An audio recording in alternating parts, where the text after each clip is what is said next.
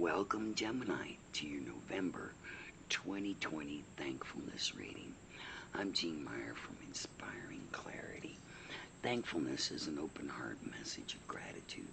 I know many don't feel thankful for 2020, but if you're watching this, you have so much to be thankful for.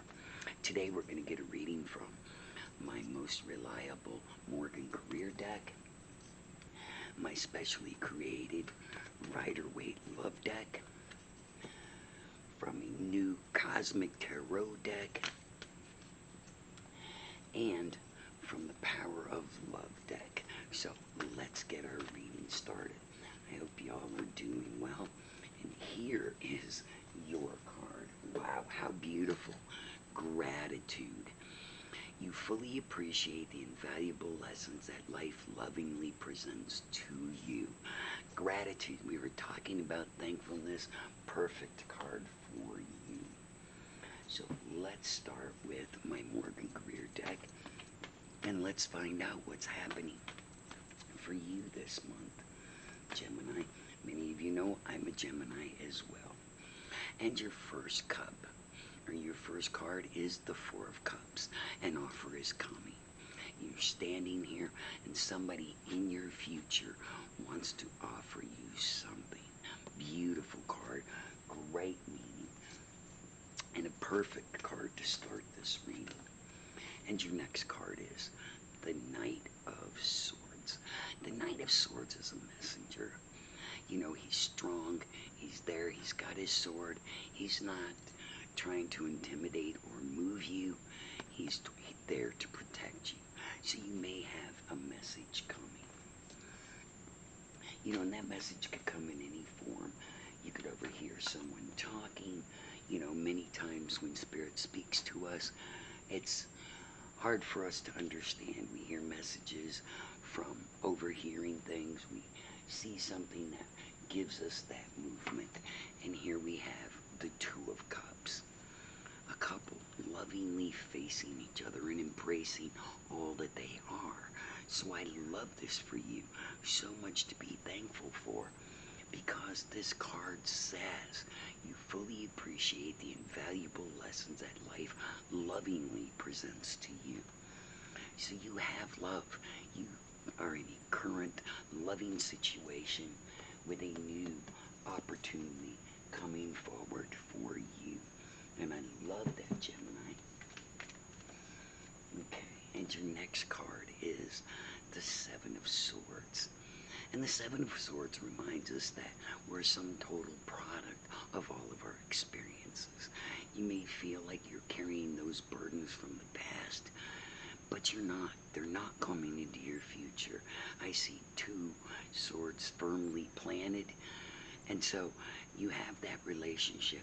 You have that stability. You don't have to worry about carrying these burdens around anymore. And that's a great thing. You know, because nobody wants to be burdened by their past. Wow. Look at this. The Eight of Pentacles. Now, Pentacles are the money card, or these are things that you're working on, and you're working hard on yourself. You see him? He's making that pentacle, but he's worked hard. He's worked hard to work all of this out. And you know, relationships are hard work sometimes. We have to drop our guard. We have to understand that we are a sum total product of all of our experiences. And we are more than that. We are a sum total product of all of our future experience as well. So make it good. And your next card is the Wheel of Fortune. And that's amazing because this card fell under this couple card. And if you see the PL, this relationship is a past life connection. Okay? And so if you look, the female is on the past side, the male is on the future. This is a past life connection. So you are involved in somebody with a past life connection. Now, people don't realize that this is not a soulmate. This is not a life mate. This is not a twin soul. A past life connection is somebody that you knew in a past life, but we're not intimately involved with. It could have been a friend, it could have been another relative, it could have been someone else in your family. So, we have soul families just like we have families down here. So this relationship that you're working so hard on is a past life connection. And that means that this was chosen specifically for you. When you let things work out in your best interest, things will flow. The Wheel of Fortune is all about goodness and opportunity. And your next card is the Emperor. The Emperor is normally a sign of getting married, a long-term commitment. And so this falls directly under this Four of Cups. So maybe what this person is wanting to offer you is that long-term commitment that we all desire. And I love this for you, Gemini, because being in that long-term commitment means that your heart is in it as well. And you want that connection, that loving connection. And that's what your gratitude card is all about. So let's see, we got a couple more cards to go. Okay, here we go. And your next card is the Ten of Swords. Now the Ten of Swords, this is really quite interesting because it falls under this Seven of Pentacles and this Knight of Swords.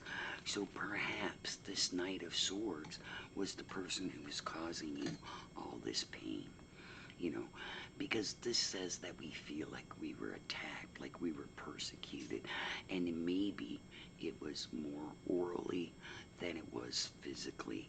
But you've worked on that. You've worked out that fear of being in that relationship where you feel like you're going to be under attack, that you have to defend yourself.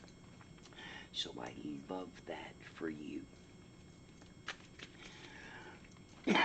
Excuse me. And your next card, wow, Ace of Wands, a beautiful new beginning.